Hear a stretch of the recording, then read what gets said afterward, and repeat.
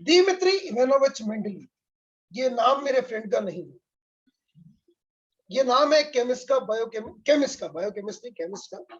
और ये जनाब वो थे जिन्होंने क्लासिफिकेशन की दुनिया में एप्रिसिएशन पाया। दिमित्री इवानोविच मेंडलीव, इन्होंने अपनी एलिमेंट्स को सबसे पहली बार एक ऐसा कंसेप्चुअल वे निकाला क्लासिफिकेशन का।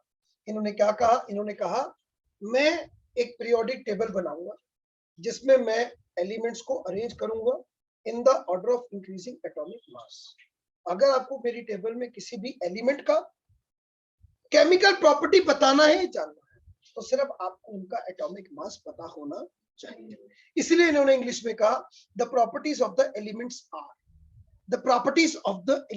Are periodic function of their atomic mass. ये थी मेंटली पीरियोडिक। मेंडलीव ने अपनी पीरियोडिक टेबल बनाई जो कि आप पेज नंबर 83 पे बार बार देख पाएंगे। पेज नंबर 83 पे आप देख सकते हैं, बड़े प्यार से आपको दिखाई देगा। वहां पे एक पीरियोडिक टेबल बनी हुई मिलेगी जिसमें डब्बे डब्बे मिलेंगे। डब्बों में वर्टिकल ग्रुप्स होते हैं, हॉरिजॉन्टल पीरियड्स होते हैं। इस तरह उन्होंने पीरियोडिक टेबल बनाई जिसमें 8 ग्रुप्स थे और 6। लेकिन ये पीरियोडिक टेबल बनाने के लिए उन्होंने क्या करा? उन्होंने दो चीजों को यूज करा फंडामेंटली। पहला फंडामेंटल प्रॉपर्टी एटॉमिक मास और दूसरा similarity in the chemical property. अगर पेपर में 2 नंबर का क्वेश्चन आ जाए कि what are the criterion used by the Mendeleev to make his periodic table, so there are 2 properties mainly. पहला फंडामेंटल प्रॉपर्टी एटॉमिक मास और दूसरा similarity in the chemical properties. अगर पेपर में आ जाए कि सिमिलैरिटी इन केमिकल प्रॉपर्टी को explain कीजिए, तो उन्होंने हर एलिमेंट का रिएक्शन कराया हाइड्रोजन के साथ और ऑक्सीजन के साथ। फॉर एग्जांपल एक एलिमेंट है वाई, उन्होंने पहले वाई को रिएक्शन कराया हाइड्रोजन से, बना हाइड्राइड। फिर वाई का रिएक्शन कराया ऑक्सीजन से, बना ऑक्साइड। हाइड्राइड का केमिकल फॉर्मूला अपना था, ऑक्साइड का केमिकल फॉर्मूला अपना था। उन्होंने हाइड्राइड जिनके केमिकल फॉर्मूले सिमिलर थे उनको एक ग्रुप में रखा, जिनके अलग थे उनको अलग अलग ग्रुप में रखा, जो कि आप पेज 83 पे देख सकते हैं। हाइड्राइड के सामने लिखा हुआ है, फर्स्ट ग्रुप में रखे RH वाले, सेकंड ग्रुप में रखे RH2 वाले, थर्ड में RH3 वाले, फोर्थ में RH4 वाले, फिफ्थ में RH3 वाले, सिक्स्थ में RH2 वाले और सेवेंथ में RH वाले। सिमिलरली वाई का रिएक्शन कराया ऑक्सीजन से, बनाए ऑक्साइड्स। जिन ऑक्साइड्स के केमिकल फॉर्मूले सेम थे उनको सिमिलर ग्रुप में रख दिया।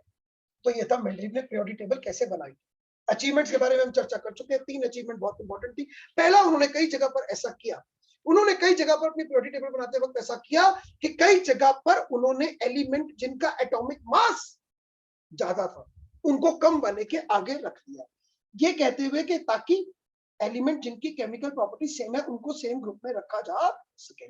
दूसरा, उन्होंने अपनी टेबल में पीरियोडिक टेबल के अंदर प्रेडिक्टली किया, प्रेडिक्शन की बोल्डली ये समझाया कि मैंने अपनी टेबल में गैप छोड़े हैं, कुछ एलिमेंट ऐसे हैं जो अभी डिस्कवर नहीं हुए, आगे जाके जब डिस्कवर होंगे तो आप उन्हें मेरी पीरियोडिक टेबल में रख देना और उन्हें नाम देना जिस एलिमेंट से वो मिलते जुलती उनकी प्रॉपर्टी है, उस एलिमेंट के नाम के आगे ई का लगाना। फॉर एग्जांपल, अगर बोरोन एक एलिमेंट है जिससे मिलता जुलता कोई एलिमेंट डिस्कवर हो, उसके बोरोन के साथ रखना, नाम लिख देना इका बोरोन।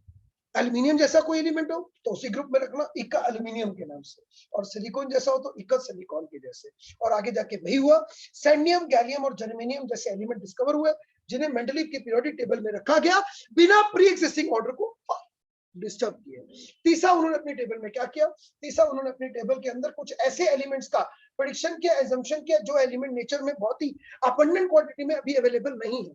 उन्होंने कहा कुछ ऐसे एलिमेंट है जो नेचर में बहुत ही कम क्वांटिटी में अवेलेबल है, नेचर में बहुत ही अनरिएक्टिव है। आगे जाके जब साइंटिफिक डिस्कवरीज होंगी, अपडेशंस होंगी, तो वो एलिमेंट डिस्कवर होंगे और उन्हें आप मेरी पीरियोडिक टेबल में रखना, बिना पुराने प्री एग्जिस्टिंग ऑर्डर को डिस्टर्ब किए हुए। और आगे जाके यही हुआ कि आगे जाके नोबल गैसेस डिस्कवर हुई, जैसे कि हीलियम, नियॉन और आर्गन। ये तीनों गैसेस नोबल गैसेस होती हैं, इनकी आउटर मोशन कंप्लीट होती है और ये नेचर में कम क्वांटिटी में पाई जाती है। इस बात पे नोबेल प्राइज मिला। तो ये थी इनकी अचीवमेंट। लेकिन मरता क्या ना करता, हर इंसान जितना मर्जी, कोई भी मर्डर कितना मर्जी शातिर को ना हो, कोई ना कोई तो सबूत छोड़ जाता है। सिमिलरली ये केमिस्ट जितना मर्जी अच्छा क्यों ना हो, कोई ना कोई कमियां तो छोड़ दी। पहली कमी क्या थी? पहली कमी धाकड़ कमी थी हाइड्रोजन। हाइड्रोजन इनका नाश कर दिया। हाइड्रोजन का एटॉमिक नंबर 1, लास्ट शेल में कितने इलेक्ट्रॉन? 1। आपने सीखा, आपने समझा, जिन एलिमेंट के आखिरी शेल में एक इलेक्ट्रॉन होता है उन्हें एल्कली मेटल्स कहते हैं। एल्कली मेटल्स कहते हैं। अब लास्ट शेल में एक इलेक्ट्रॉन, हाइड्रोजन का रिएक्शन कराया मैंने ऑक्सीजन से, क्या बनाया? H2O, पानी जो हम रोज पीते हैं। H2O, इसका केमिकल फॉर्मूला कैसा है? जैसे Na2O sodium oxide, K2O potassium oxide. ये कौन है? सोडियम पोटेशियम कौन है? एल्कली मेटल्स है क्योंकि इनके आउटर मोस्ट शेल में एक इलेक्ट्रॉन होता है। Na2O H2O, ये तो फॉर्मूला सेम है। Na के नीचे भी 2 एटम है, हाइड्रोजन के नीचे भी 2 एटम है। H2O Na2O H2O, हाइड्रोजन के 2 ऑक्सीजन का एक, Na2O सोडियम के 2 ऑक्सीजन का एक, यानी कि ऑक्साइड का फॉर्मूला किससे मिलता? Alkali metals. और दूसरी तरफ जब हाइड्रोजन का रिएक्शन हाइड्रोजन से कराया तो बना H2, जिसका केमिकल फॉर्मूला मिलता है नॉन मेटल से, diatomic molecule by the help of covalent compound. याद होगा कोवेलेंट कंपाउंड वो थे जो कंपाउंड एक एलिमेंट बनाता है अपनी आउटर मोस्ट शेल के इलेक्ट्रॉन को शेयर करके दूसरे एलिमेंट के एटम के साथ। लेकिन कोवेलेंट बॉन्ड, कोवेलेंट कंपाउंड सिर्फ कौन बनाते हैं? Non metals. तो यहां पर वो बेचारे फंस गए।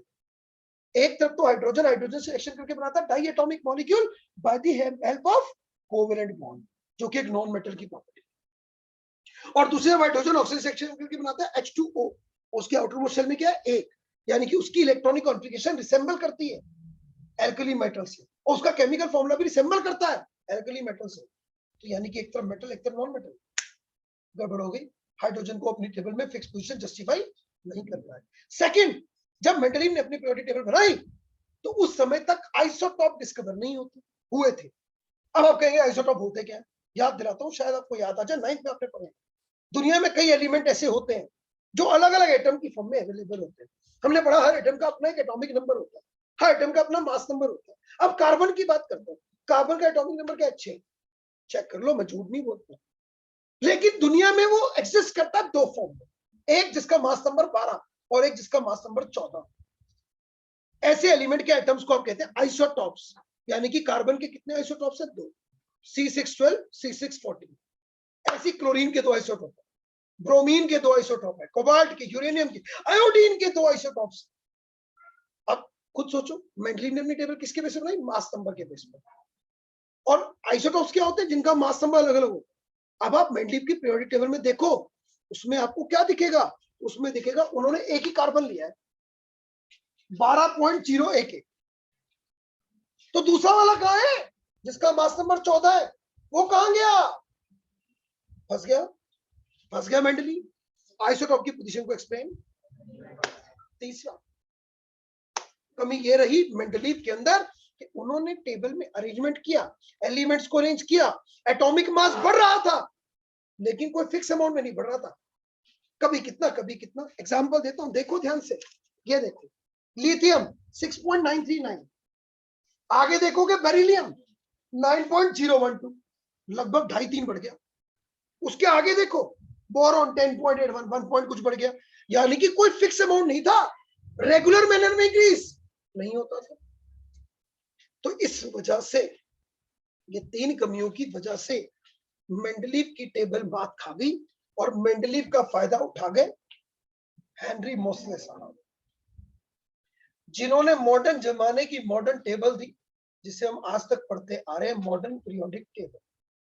उन्होंने आइसोटॉप्स की पोजीशन को एक्सप्लेन करने की जरूरत ही नहीं थी। क्यों नहीं थी? क्योंकि उनकी टेबल बेस थी एटॉमिक नंबर के बेस पर, और आइसोटॉप में एटॉमिक नंबर सेम होता है। तो एक एलिमेंट को एक ही पोजीशन चाहिए, 2 नहीं चाहिए। 2 तो तब चाहिए होती जब मास नंबर अलग अलग। अब सुनना रहा हूं, समझना, मेंडलीव की टेबल मास नंबर बेस थी। कार्बन का 2 मास नंबर है, 2 एटॉमिक नंबर नहीं। तो मेंडलीव की टेबल में कार्बन को मेंडलीव के हिसाब से तो 2 जगह मिलनी चाहिए, लेकिन एटॉमिक नंबर तो सेम है, तो मॉडर्न पीरियोडिक टेबल में तो एक ही जगह मिलनी चाहिए।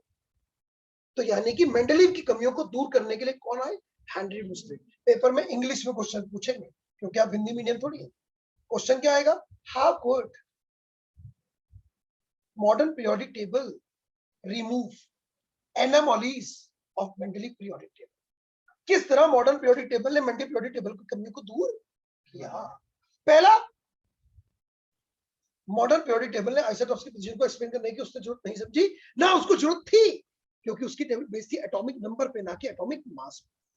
दूसरा, उसकी टेबल में, मेंडलीव की पीरियोडिक टेबल के अंदर क्या होता था? एटॉमिक मासेस रेगुलर मैनर में इंक्रीज नहीं होते थे, from left to right increasing atomic mass होता था, फर्स्ट बढ़ता था, पर कितना बढ़ेगा नो वन नोस। लेकिन मॉडर्न पीरियोडिक टेबल में जब आप लेफ्ट टू राइट जाते हैं, उल्टे से सीधे हाथ की तरफ जाते हैं, तो आप देखेंगे 1 2 3 4 5 एटॉमिक नंबर 1 by 1 इंक्रीज होता है, तो वो प्रॉब्लम सॉर्ट आउट होती है। लेकिन हाइड्रोजन को हाइड्रोजन की बात अगर मैं करूं तो यहाँ मॉडर्न पीरियोडिक टेबल भी इतना सफल नहीं हुआ।